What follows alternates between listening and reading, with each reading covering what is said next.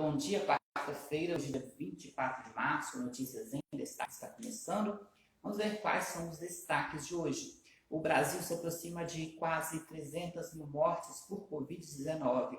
Ontem, um novo recorde negativo foi batido e o país teve mais de 3.100 mortes em 24 horas. E você vai ver também, STF declara ex-juiz Sérgio Moro parcial nas condenações contra o ex-presidente Lula.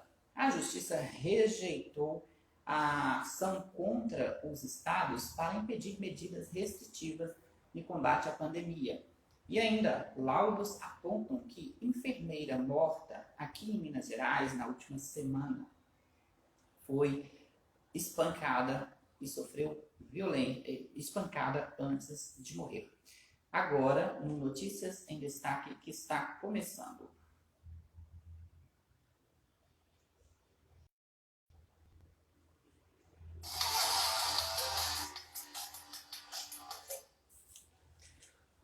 Então vamos lá, começando aqui com a primeira notícia, de hoje, que é a marca de quase 300 mil mortes por Covid-19 aqui no país. Ontem foi um dia considerado mais alto, recordes de mortes, recordes negativos, entre aspas, aí a questão das mortes, nos últimos 25 dias. Ontem foram mais de 3.100 mortes. Na verdade, elas superaram mais de 3.250 mortes em 24 horas. E com isso, tem-se um dos piores recordes de mortes na pandemia desde o início. Eu trago aqui para você também outros dados aqui.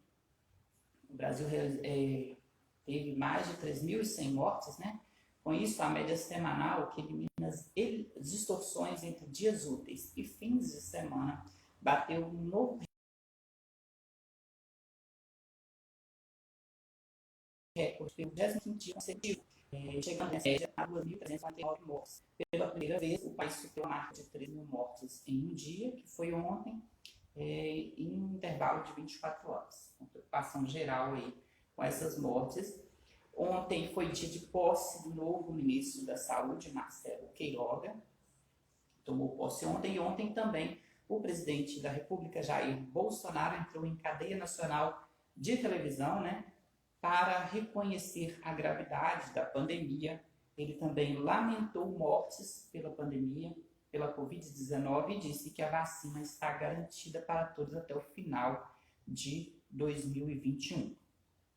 O que necessitaria, para umas 500 milhões de doses para que toda a população fosse imunizada.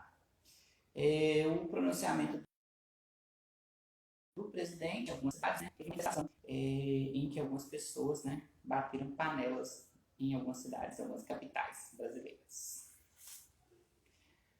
Agora, um outro assunto ligado à pandemia também, o Supremo Tribunal Federal rejeitou a ação da Presidência da República ao tentar derrubar as medidas de enfrentamento à Covid-19 em dois estados e no Distrito Federal.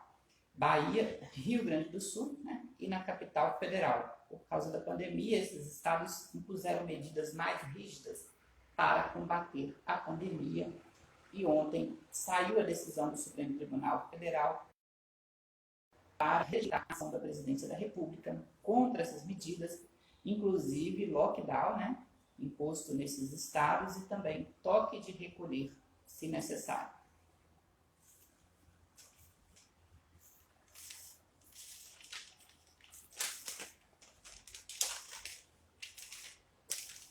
Agora, um outro destaque de ontem, saindo aí um pouco da questão da pandemia, foi um destaque de repercussão nacional, ontem à noite, a decisão do Supremo Tribunal Federal, que julgou como parciais, as condenações do ex-juiz Sérgio Moro ao ex-presidente da República, Luiz Inácio Lula da Silva, Lula, no âmbito das investigações e processos da Operação Lava Jato. Você lembra que nós fizemos uma live aqui no canal sobre esse assunto com o Dr. Flávio Rodrigues, advogado criminalista, e a gente debateu, né, sobre a decisão de Luiz Edson Fachin no início desse mês, sobre a decisão dele em tornar, né, nulas as condenações do ex-presidente Lula. Ontem, uma nova decisão, só que da ministra Carmen Lúcia, que decidiu rever a sua posição sobre o tema, né? Ela reviu a sua decisão e, com isso, ela também, né, considerou as decisões tomadas pelo ex-juiz Sérgio Moro como parciais.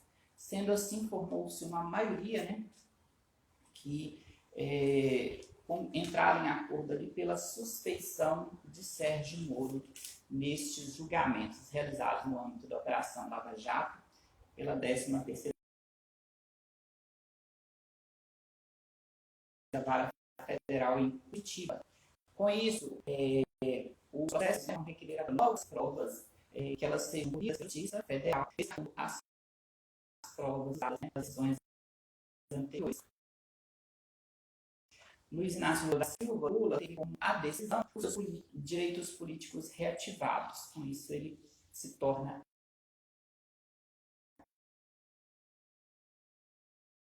elegível, né? Ele pode participar de uma disputa nas eleições de 2022, por exemplo, caso não tenha novas condenações em segunda instância contra ele. E se você quiser rever, né, o vídeo sobre que a gente uma entrevista com o Dr. Luiz Flávio Rodrigues, que ele fala sobre a questão da parcialidade do Moro, fala também sobre a decisão de anulação dos julgamentos pelo Luiz Edson Fachin, está lá no canal Super News no início deste mês, você confere, tá bom? Agora vamos falar de um destaque aqui local, da região aqui do leste de Minas. Laudos coletados, né, pela perícia mostraram que aquela enfermeira, a Priscila Cardoso, de 35 anos, que foi morta brutalmente no dia 15 de março, lá no Vale do Aço, ela sofreu um espancamento e foi torturada antes de ser assassinada.